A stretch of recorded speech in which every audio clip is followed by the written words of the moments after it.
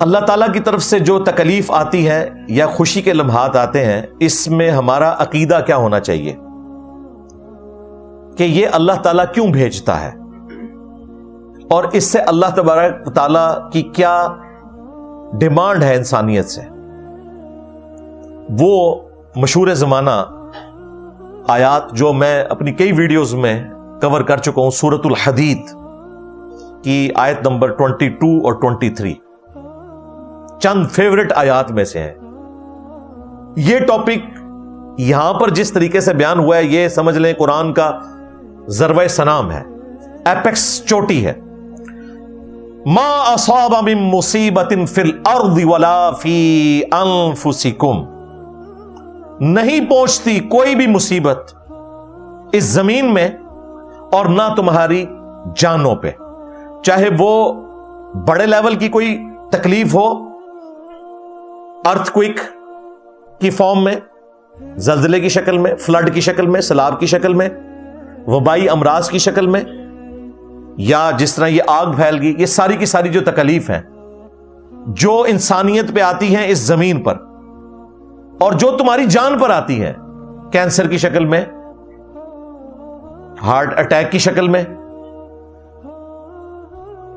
Kidney failure کی شکل میں، کسی بیماری کی شکل میں، وہ روحانی بیماریاں بھی ہو سکتی ہیں۔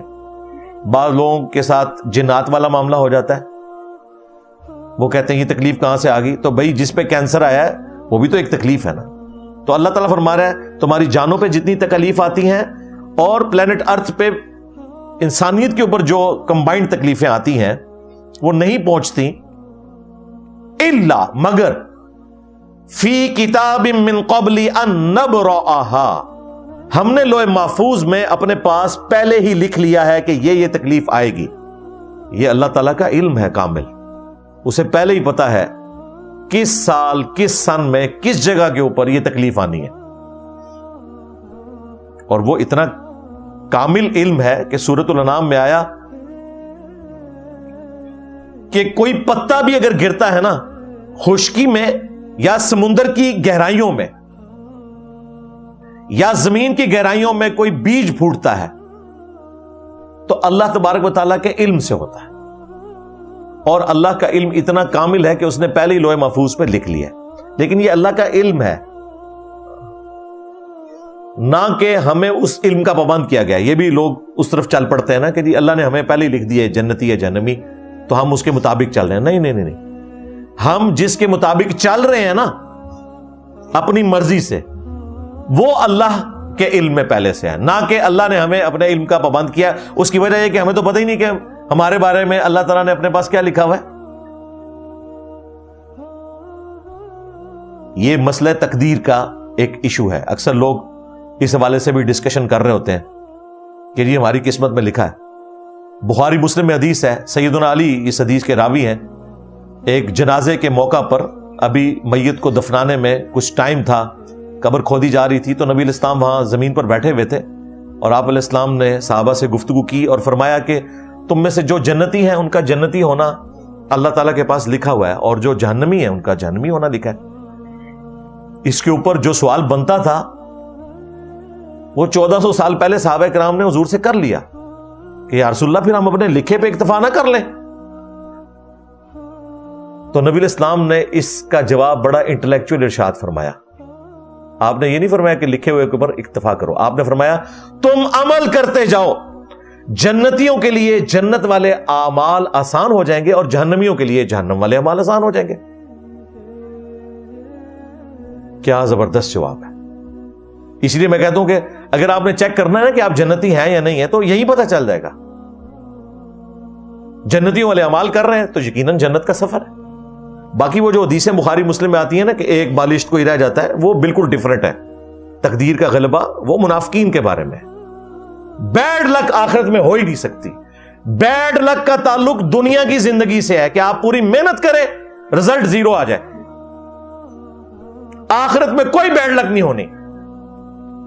اسی لیے اللہ تعالیٰ نے قرآن پاک میں جگہ جگہ ارشاد فرمایا انک لا تخلف المیعاد، اللہ اپنے وعدے کی خلاف ورزی نہیں کرتا۔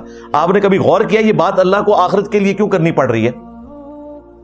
اس لیے کہ کسی انسان کو وسوسہ آ سکتا تھا کہ دنیا میں بھی محنت کی، کاروبار پھر بھی برباد ہو گیا، یہ نہ ہو دنیا میں بھی نمازیں پڑھتے رہے، عقیدہ توحید درست رکھا، ختم نبوت پہ ایمان رکھا، اور آخرت میں جا کے ہم جہنم میں چلے جائیں، پھر بیڈ لک ہو جائے۔ اللہ نے کہا آخرت کے لیے کوئی بیڈ لک نہیں، بیڈ لک کا تعلق اس دنیا کے ساتھ ہے، آخرت کے لیے ہے۔ لیس للانسان الا ما سعی، انسان کے لیے وہی ہے جس کی وہ کوشش کرے گا۔ یہ اسپیسیفکلی آخرت کے بارے میں آیت ہے۔ پھر نبی علیہ السلام نے اس موقع پہ آیت تلاوت کی، فَأَمَّا مَنْ أَعْطَى وَاتَّقَى وَصَدَّقَ بِالْحُسْنَى فَسَنُيَسِّرُهُ لِلْيُسْرَى، جس نے اعطا کی روش اختیار کی، تقوی کی روش اختیار کی، لوگوں کو کھلانے کی روش اختیار کی، اور ہر سچی بات کی تصدیق کی، تو انقریب ہم اس کے لیے آسان منزل کر دیں گے۔ اور پھر سائملٹینیس کنٹراسٹ، وَأَمَّا مَن بَخِلَ وَاسْتَغْنَى وَكَذَّبَ بِالْحُسْنَى، جس نے بخل کیا اور اچھی بات کا انکار کیا تو اس کے لیے پھر مشکل منازل آئیں گی۔ یہ حضور نے وہ تلاوت کی جہاں آپ نے فرمایا کہ جنتیوں کے لیے جنت والے اعمال آسان ہو جائیں گے، جہنمیوں کے لیے جہنم والے اعمال آسان ہو جائیں گے۔ لہذا مسئلہ تقدیر اس حوالے سے بالکل ریزالو ہے، کسی کے دماغ میں بھی کوئی وہم نہ آئے کہ اللہ تبارک و تعالیٰ کوئی زبردستی انسانیت کو جہنم میں پھینکنا چاہتا ہے، بالکل اس طرح نہیں ہے۔ بدبختی بھی انسان خود کماتا ہے، خوش بختی بھی انسان خود کماتا ہے۔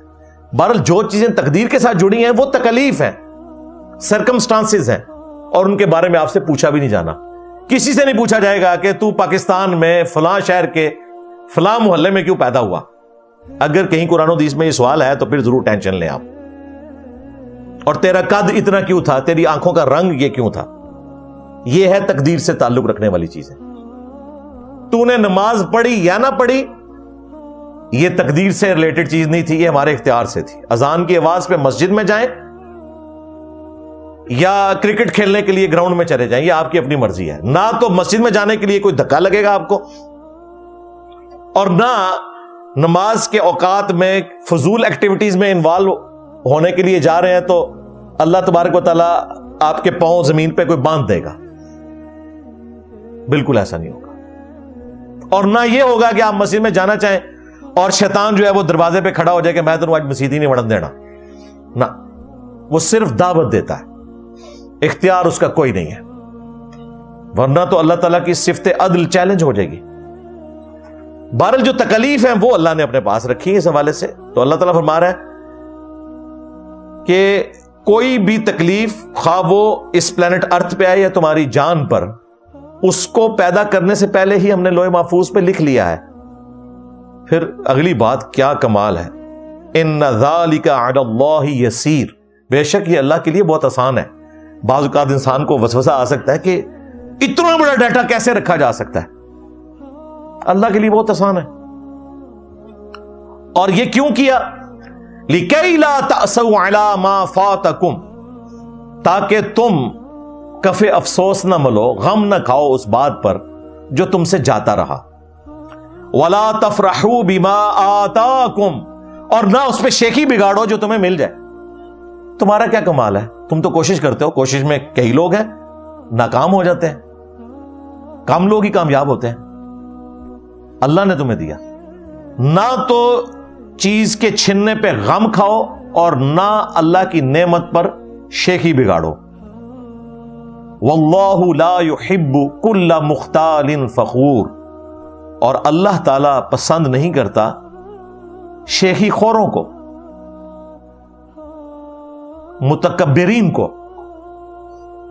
تمہاری عاجزی کی روش ہونی چاہیے، تکلیف آئے تو بھی اللہ کی طرف سے، خوشی آئے تو بھی اللہ کی طرف سے، اور اپنے آپ کو سمجھانا ہے کہ یہ سب کچھ جو مجھے پہنچ رہا ہے یہ اللہ تعالیٰ نے میری تقدیر میں لکھا ہوا تھا۔ پہلے نہیں آپ کہہ سکتے کہ میری تقدیر میں لکھا ہے کہ میں نے فجر کی نماز نہیں پڑھنی، جب فجر کی نماز چھوٹ گئی اس کے بعد آپ یہ کہہ سکتے ہیں کہ میری تقدیر میں یہ لکھا تھا، کیونکہ کنفرم ہو گیا نا، اور میں اس لکھے کا پابند نہیں تھا، بلکہ میں نے اپنی مرضی سے سستی کی اس لیے اللہ کو تو پہلے ہی پتا تھا یہ سستی کرے گا. اس کا فرق آپ نے ذہن میں رکھنا ہے, وہ پہلے ڈسکشن کر چکا. لا يسأل عما يفعل وهم يسألون. اللہ کو کوئی پوچھ نہیں سکتا اس نے یہ کیوں کیا, اللہ سب کو پوچھ سکتا ہے. اور جب اللہ پوچھ رہا ہوتا ہے تو وہ ہمارے کرتوتوں کی وجہ سے پوچھ رہا ہوتا ہے. پھر بھی اگر کسی کو یقین نہ ہے تو میں نے بڑی آسان مثال رکھی ہے. اگر آج گورنمنٹ آف پاکستان اناؤنسمنٹ کرے کہ جو فجر کی نماز مسجد کی پہلی صف میں جماعت سے ادا کرے تو $1000 فی فجر ملیں گے, تو دنیا کے سارے شیاطین مل کے انسانوں میں جو سب سے بڑا شیطان ہے اس کی بھی فجر کی نماز نہیں چھڑوا سکتے. لوزامو, کیونکہ دنیا نقد ہے نا, آخرت ادھار ہے, لہذا یہ سارے بہانے ہیں. اپنی ایفرٹ ضرور پٹ کریں آپ. ہاں باقی کبھی کوئی بشری کمزوری کے تحت معاملہ ہو جائے, اللہ کی طرف رجوع لائیں, اللہ تعالیٰ معاف کرنے والا ہے. وہ تو موت کے غرغرے سے پہلے پہلے توبہ قبول ہے. جامع ترمذی میں حدیث ہے, اور سورۃ الفرقان میں تو کیا بات ہے. اللہ تعالیٰ نے اس کائنات کے سب سے بڑے 3 گناہ گنوائے ہیں. نمبر 1 شرک, حقوق اللہ میں سب سے بڑا گناہ. نمبر 2 قتل ناحق, حقوق العباد کے کانٹیکسٹ میں اس کائنات کا سب سے بڑا گناہ. اور نمبر 3 بدکاری.